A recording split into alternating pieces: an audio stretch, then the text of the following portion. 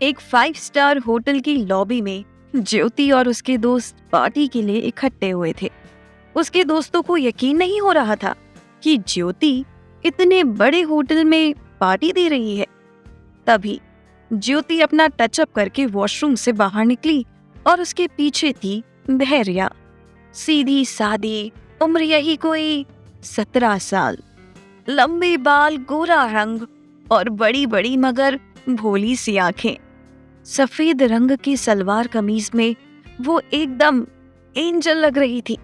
हालांकि वहां वेस्टर्न कपड़े पहने तमाम लोगों से वो एकदम बेमेल थी। धैर्या को देख वहां खड़े ज्योति के दोस्त गौरव ने कहा, कहाँ से लाई हो ये नमूना उठाकर? ये सुन सब हंसने लगे। ज्योति मुंह बनाते हुए बोली, दूर की रिश्तेदार है, गांव से आई है। वो सब धैर्या का मजाक बना रहे थे और दूर खड़ी धैर्या ये सब सुन रही थी। तभी ज्योति के फोन पर एक मैसेज आया।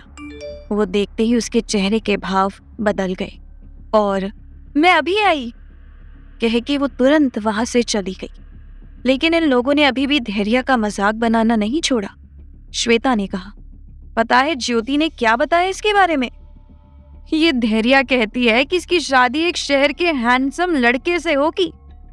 ये सुन गौरव ने हंसते हुए कहा, औकात देखिए कि इसकी है गवार और चाहिए राजकुमार। धैर्या ने कुछ नहीं बोला, सिर्फ 2 बड़े बड़े आंसू उसके गालों पर लुढ़क गए। वो सोच रही थी कि क्या गांव से होना इतना बुरा होता है? क्या उनके कोई सपने, कोई इच्छाएं नहीं हो सकती? धैर्या को उनकी बातें बर्दाश्त नहीं हो रही थी, लेकिन पलटकर जवाब देना उसने सीखा नहीं था। वो भागकर वॉशरूम में चली गई और दरवाजा बंद कर रोने लगी। तभी वॉशरूम के अंदर धैर्या को बाहर से एक जोरदार तमाचे की आवाज आई और फिर एक रौबदार आदमी की आवाज ने कहा, हिम्मत कैसे हुई धैर्या के बारे में ऐसे बात करने की? वो मेरी गर्लफ्रेंड है। धैर्या ये सुनकर शॉक्ड रह गई। वो मन में बोली, मेरा तो कोई बॉयफ्रेंड नहीं है, ये कौन मुझे अपनी गर्लफ्रेंड बता रहा है? और ये आवाज, ये मुझे इतनी जानी पहचानी सी क्यों लग रही है? वहीं वॉशरूम के बाहर लॉबी में खड़े ज्योति के दोस्त उस तमाचा मारने वाले आदमी को फटी आंखों से देख रहे थे। वो गहरी आंखों और लंबे कद वाला आदमी दिखने में कोई बड़ा रईस लग रहा था। उस आदमी ने कहा, औकात की बात वो करते हैं जिनकी खुद की कोई औकात होती है। आज के बाद ऐसी हरकत की तो इस शहर में रहने लायक नहीं बचोगे। ये कहकर वो आदमी वहां से चला गया। ज्योति और उसके दोस्त उसे जाते हुए हैरानी से देखते रह गए।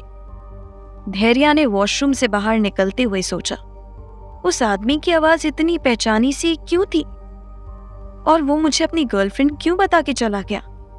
धैर्या ने उसे ढूंढने की कोशिश की पर वो आदमी जा चुका था। वो चुपचाप जाकर वहां पड़े सोफे पर रोते हुए बैठ गई। तभी पास से गुजरते हुए उसी आदमी ने धैर्या के सामने पड़ी टेबल पर टिश्यू पटकते हुए कहा, अपने आंसू खुद पोंछना सीखो, हर बार कोई नहीं आएगा इन्हें पोंछने। ये वही रौबदार आवाज थी जो थोड़ी देर पहले धैर्या ने वॉशरूम के बाहर सुनी थी, और इससे पहले कि वो उसे देखती वो वहां से जा चुका था और उसने धैर्या की शक्ल मुड़कर देखने की भी कोशिश नहीं की। धैर्या आंखों में नमी लिए पीछे से उस आदमी को देख रही थी। उसे समझ नहीं आ रहा था आखिर एक अनजान शख्स ने उसकी इतनी मदद क्यों की। तभी वो तेज कदमों से उसके पीछे गई ताकि वो एक बार अपने इस मददगार का चेहरा देख सके, उससे मिल सके। लेकिन जैसे ही वो बाहर पहुंची, वो आदमी अपनी बड़ी सी गाड़ी में बैठकर जा चुका था। इधर लॉबी के बाहर ज्योति अपने बॉयफ्रेंड राघव के साथ अकेले में खड़ी थी और राघव ने उससे गुस्से में कहा, पूरा प्लान चौपट कर दिया तुमने। तुम पहले से ही प्रेग्नेंट हो, ये लो रिपोर्ट। अब तुम सरोगेसी कैसे करोगी उन लोगों के लिए जिनसे तुमने एडवांस ले लिया है, बेवकूफ लड़की। ये कहते हुए उसने रिपोर्ट ज्योति के हाथ में थमा दी। दरअसल ज्योति ने एक मोटी रकम पर किसी के लिए सरोगेट मदर बनने की डील की थी। अपनी प्रेगनेंसी की बात सुन ज्योति टेंशन में आ गई और गुस्से में बोली, सब तुम्हारी गलती है। कितनी बार मैंने तुम्हें कहा था प्रोटेक्शन यूज किया करो। इस पर राघव बोला, गलती जिसकी भी हो, डील गई, अब एडवांस का क्या होगा, वो कैसे वापस करेंगे। तभी ज्योति की नजर शीशे के पार बैठी हुई धैर्या पर गई और वो बोली, डील तो मैं कैंसिल नहीं होने दूंगी। मैं ना सही, लेकिन धैर्या तो प्रेग्नेंट हो सकती है। राघव चौंक कर बोला, धैर्या? पागल हो गई हो? अभी सिर्फ 17 साल की है वो, और अगर इसके बारे में किसी को पता चला तो क्या होगा? तुम्हें अंदाजा भी है? ज्योति उसे चुप कराते हुए बोली, तुम्हारे पास कोई और रास्ता है तो बताओ, क्योंकि मैं इसे इस डील को अपने हाथ से जाने नहीं दे सकती। राघव के पास कहने के लिए कुछ भी नहीं था, इसीलिए वो ज्योति की बात पर एग्री हो गया। अगले दिन राघव और ज्योति बहाने से धैर्या को साथ लेकर AK हॉस्पिटल पहुंच गए। वो दोनों धैर्या को बाहर बिठाकर डॉक्टर के कैबिन में चले गए। कुछ देर बाद ज्योति बाहर आकर बड़े प्यार से धैर्या से बोली, चलो तुम्हारा भी चेकअप करा देती हूँ। धैर्या हैरानी से ज्योति को देखते हुए बोली, लेकिन मैं तो बिल्कुल ठीक हूं ना। इस पर ज्योति धैर्या को समझाते हुए बोली, ये बस एक रेगुलर चेकअप है जो हर इंसान को 6 महीने में कराना चाहिए, समझी। इतना बोलकर ज्योति ने धैर्या का हाथ पकड़ा और उसे अंदर ले गई। ज्योति और राघव ने डॉक्टर और उसके स्टाफ से पहले ही पूरी बात तय कर ली थी और वो लोग बिक चुके थे। धैर्या को कई बड़ी मशीनों के बीच में लिटा दिया गया। उसे कुछ भी समझ नहीं आ रहा था, ना ज्योति का बदला हुआ रवैया और ना ही ये प्रोसीजर, पर वो कुछ बोल नहीं पा रही थी। लेकिन उसे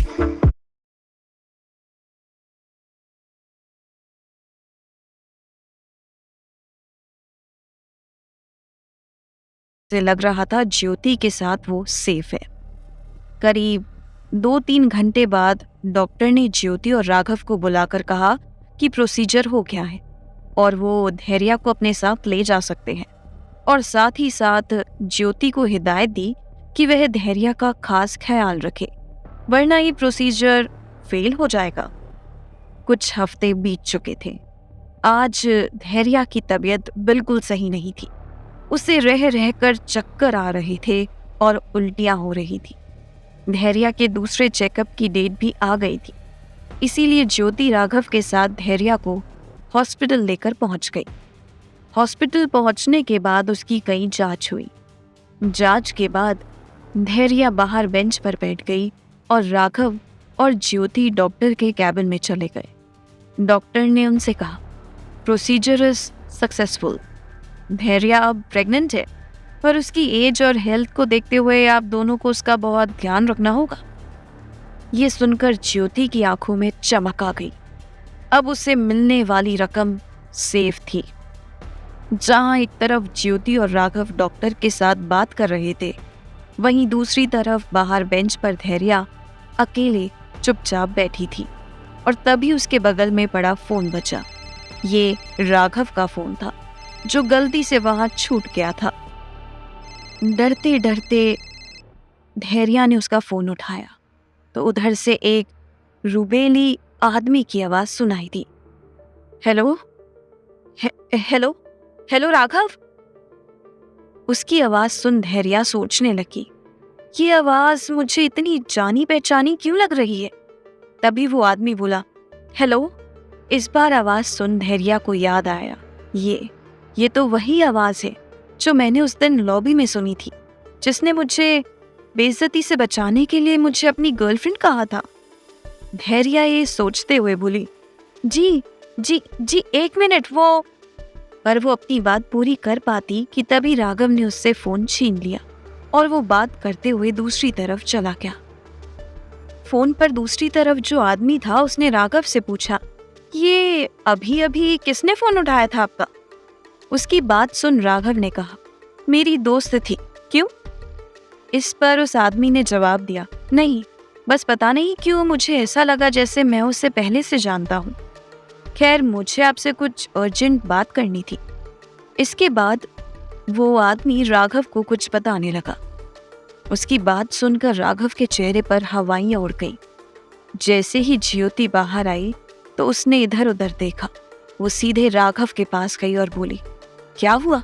तुम्हारे चेहरे पर 12 क्यों बजे हैं? ये सुन राघव ने घबराई आवाज में कहा, बहुत बहुत बड़ी गड़बड़ हो गई है। उन्होंने कहा है अब वो ये सरोगेसी वाला कॉन्ट्रैक्ट कैंसिल करना चाहते हैं और इसके बदले में वो हमें डबल पैसे देने को तैयार हैं। ज्योति हंसते हुए बोली, ये तो अच्छी बात है ना बुद्धू, हमें बिना काम के ही डबल पैसे मिल रहे हैं। राघव ज्योति की तरफ देखकर बोला, लेकिन डॉक्टर ने तो अभी अभी कहा ना कि धैर्या प्रेग्नेंट हो गई है, अब उसका क्या होगा? हमारी वजह से वो प्रेग्नेंट है और अब ये कॉन्ट्रैक्ट भी कैंसिल हो गया। पर ज्योति को जैसे इस बात से कोई फर्क ही नहीं पड़ा।